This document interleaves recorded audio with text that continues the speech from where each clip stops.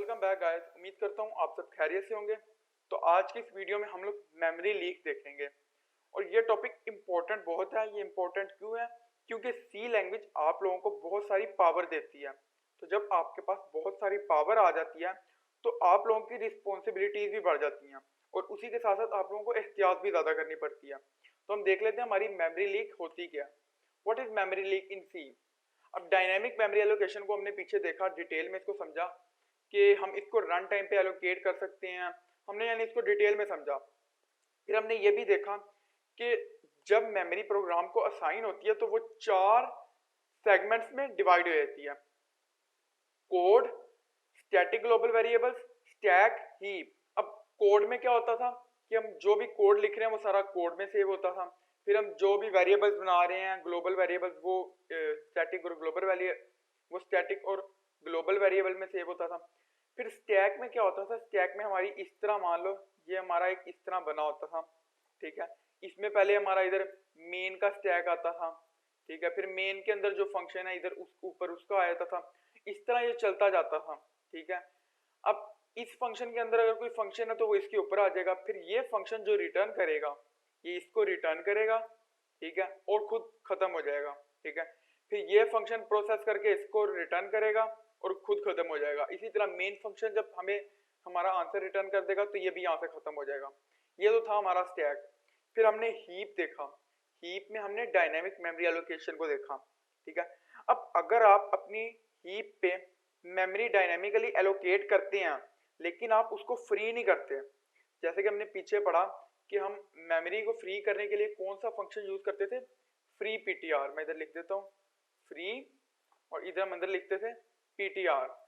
हमने पीछे इस फंक्शन को डिटेल में देखा कि इसका क्या मकसद है, इसको हम क्यों यूज करते हैं। ये फंक्शन हम अपनी मेमोरी को, जो मेमोरी हमने यूज कर ली उसको फ्री करने के लिए यूज करते हैं, ठीक है। तो मान लो कि आपने मेमोरी एलोकेट की और आपने उसको यूज करने के बाद उसको फ्री नहीं किया, तो मान लो आपने उसको लूप में दिया था, ठीक है। अब वो आपका चलता जाएगा चलता जाएगा चलता जाएगा। अब ये आपकी हीप है, मान लो आपने ये एक मेमोरी ली, इसको आपने फ्री नहीं किया और वो लूप में चल रहा है, तो वो इधर भी एक मेमोरी बना देगा, इधर भी मेमोरी बन जाएगी, इधर भी मेमोरी बन जाएगी, यानी वो बनती जाएगी। तो ये क्या है? ये मेमोरी लीक होती है, ठीक है। इसको मेमोरी लीक कहते हैं। तो इससे आपका प्रोग्राम मेमोरी कंज्यूम कर रहा है और वो बढ़ता जाएगा बढ़ता जाएगा और एक टाइम ऐसा आएगा कि आपका प्रोग्राम इतनी ज्यादा मेमोरी कंज्यूम कर लेगा कि हो सकता है वो क्रैश कर जाए, ठीक है। तो हम आगे चलते हैं और उसके कॉजेज देख लेते हैं। जैसे मैंने आपको बताया था कि with great power comes great responsibilities, कि जैसे आपके पास ताकत ज्यादा आती है तो आपके पास जिम्मेदारियां भी ज्यादा आती हैं, आपको ज्यादा एहतियात से यूज करनी पड़ेगी, ठीक है। Memory leak is cause when we don't use dynamic memory properly. जब आप अपनी डायनेमिक मेमोरी को प्रॉपर्ली यूज ना करें तब मेमोरी लीक हो सकती है, ठीक है। इसी तरह हमने देखा था अगर हम अपने हीप में मेमोरी एलोकेट करते जाते हैं और हम उसको फ्री नहीं करते और मेमोरी हमारी बढ़ती जाती है तब हमारी मेमोरी लीक हो सकती है। इसी तरह मैंने आपको बताया था कि आप मेमोरी जब एलोकेट करते जा रहे हैं, प्रोग्राम मेमोरी एलोकेट करता जा रहा है और वो उसको डिलीट करना भूल गया, वो उसको डिलीट नहीं कर रहा, ठीक है। अब इन सारी सिचुएशन से बचने के लिए क्या करना चाहिए हमें? इनसे बचने के लिए हम जो मेमोरी एलोकेट कर रहे हैं हीप पे, हमें वो साथ साथ ही फ्री कर देनी चाहिए। अगर हमें नहीं चाहिए तो हमें चाहिए कि हम उस मेमोरी को फ्री कर दें। इसको हम किस तरह देखेंगे? विंडोज में तो हमारे पास टास्क मैनेजर होता है, लेकिन मैक में भी इसी तरह की एक ऐप होती है और लिनक्स में भी इस तरह का होता है। तो हम चलते हैं और मैं विजुअल स्टूडियो कोड में आ गया हूँ। इधर मैं क्या करता हूँ, सिंपल न्यू फाइल क्रिएट करता हूँ, c75.c एंटर। यहाँ पर मैं मेन टू स्निपेट लगा लेता हूँ। अब यहाँ पर मैं लिखता हूँ सिंपल इंट a और आगे मैं लिख देता हूँ i इज इक्वल टू 0, ठीक है, i इज इक्वल टू 0 और इधर मैं सेमीकोलन लगा देता हूँ। इसको हम कर देते हैं अलग अलग, ठीक है। और इधर मैं वापस आता हूँ एंटर और नीचे मैं क्या लिखता हूँ, मैं लिखता हूँ इंट स्टार i2। मैंने एक पॉइंटर बना दिया, ठीक है। फिर मैं नीचे आता हूँ वाइल लूप लगा लेता हूँ वाइल और इसके अंदर हम क्या लिखते हैं, इसके अंदर मैं लिखता हूँ i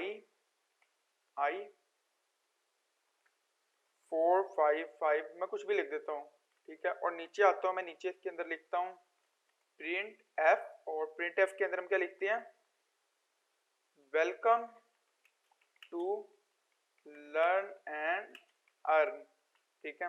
और इधर सिंपल मैं क्या करता हूँ, सेमीकोलन लगा देता हूँ, फिर मैं बाहर जाता हूँ, I2 को मैं डायनामिकली मेमोरी एलोकेट कर देता हूँ, I2 is equal to malloc, और इसके अंदर मैं लिखता हूँ 344 और आगे मैं इसको मल्टीप्लाई कर देता हूँ, मल्टीप्लाई साइज ऑफ इंट, और इधर बाहर हम सेमीकोलन लगा लेते हैं। इसी के साथ मैं नीचे लिखता हूँ इफ I और परसेंट 100 इज इक्वल टू इधर मैं इनके दरमियान 0, तो आपने क्या करना है, आपने सिंपल इसको मैं इधर क्या देता हूँ इज इक्वल टू, तो आपने क्या करना है गेट कैर ये, ठीक है, और इधर मैं सेमीकोलन लगा देता हूँ। अब मैं क्या करता हूँ, मैं सिंपल इसको रन करके देख लेते हैं, हम इसको हम रन करते हैं, तो यहाँ पर कहाँ पे मसला आ रहा है,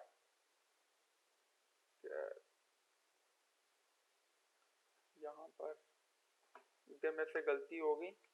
अब हम इसको रन करते हैं,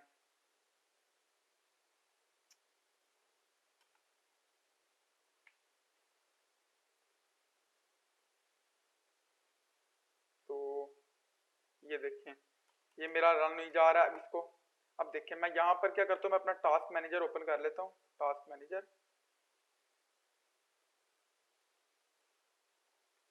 तो यहाँ पर ये मेरी a.exe आ गई, ठीक है। अब ये इसका साइज देख लें 0.7 MB है।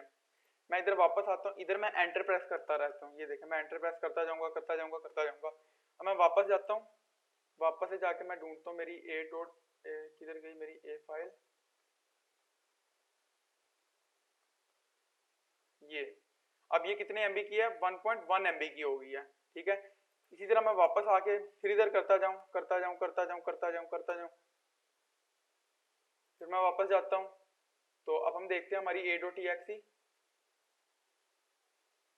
मैं इधर देख लेता हूं ये देखें ये 1.8 MB की होगी, ठीक है। अब अगर मैं क्या करूं, मैं इधर सिंपल इसको प्रोग्राम को खत्म करूं और इधर मैं, ठीक है। अब मैं क्या करूं, मैं अगर इसके बाद मैं इधर लिख दूं फ्री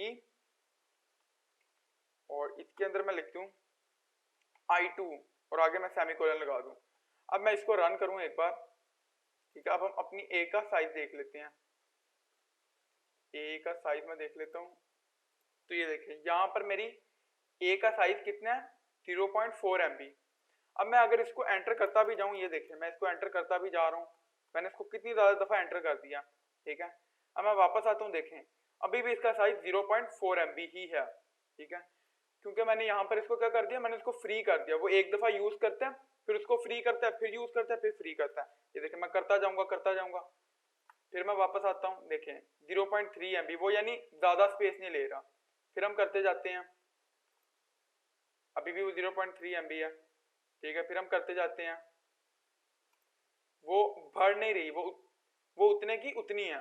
तो ये था हमारा मेमोरी लीक का कॉन्सेप्ट। अगर हम अपने फ्री पीटीआर फंक्शन को यूज नहीं करेंगे तो वो क्या करेगा, हमारी मेमोरी बढ़ती जाएगी।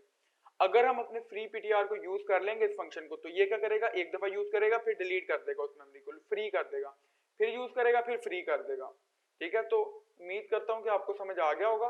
अगर कोई चीज आपको समझ नहीं आई या आप कुछ पूछना चाहते हैं तो आप कमेंट में पूछ सकते हैं। मिलते हैं अगली वीडियो में, तब तक के लिए खुदा हाफिज।